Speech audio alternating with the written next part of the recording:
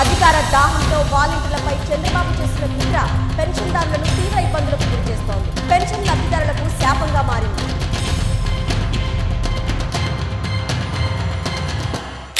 ఎందుకు చంద్రబాబు వాలంటీర్లు అంటే నీకు అంత కక్ష? వాలంటీర్ల వల్ల జగనన్న ప్రభుత్వానికి మంచి పేరు వస్తుందనేగా. అందుకేనా ఇంటి వద్దకే పెన్షన్లు ఇచ్చే వాలంటీర్ వ్యవస్థపై నీ శిష్యుడు నిమ్మగడ్డ చేత ఈసీకి లేఖ రాయించి ఇంటికొచ్చి పెన్షన్లు ఇచ్చే వాలంటీర్ల సేవలను అడ్డుకున్నావు? మొదటి నుంచి కూడా చంద్రబాబుకి వాలంటీర్లు అంటే చిన్న చూపు. వాలంటీర్ ఉద్యోగం అంటే మూటలు మోసుకునే ఉద్యోగం అంటూ అవహేళనగా మాట్లాడాడు. 5,000 రూపాయలతో మీరు ఏం ఉద్యోగం? అది గోను సంచులు మోసే ఉద్యోగమా? ఎప్పుడంటే ఎప్పుడు ఇండ్లకి వెళ్ళడం, డే టైం మగవాళ్ళు ఉండరు, వెలిపి తల్లులు కొట్టడం. ఇది ఎక్కడదండి? ఇది ఎంత నీచమండి! ఇవన్నీ చూస్తే ఎంత బాధ వేస్తుంది, ఆవేదం వస్తుంది, ఆవేశం వస్తుంది.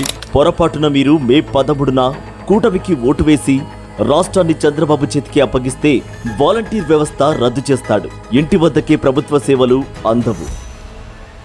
జగనన్నను మళ్లీ తెచ్చుకుంటే వాలంటీర్లు మీ ఇంటికే వచ్చి సంక్షేమాన్ని అందిస్తారని ప్రతి ఇంటికి వెళ్లి చెప్పండి.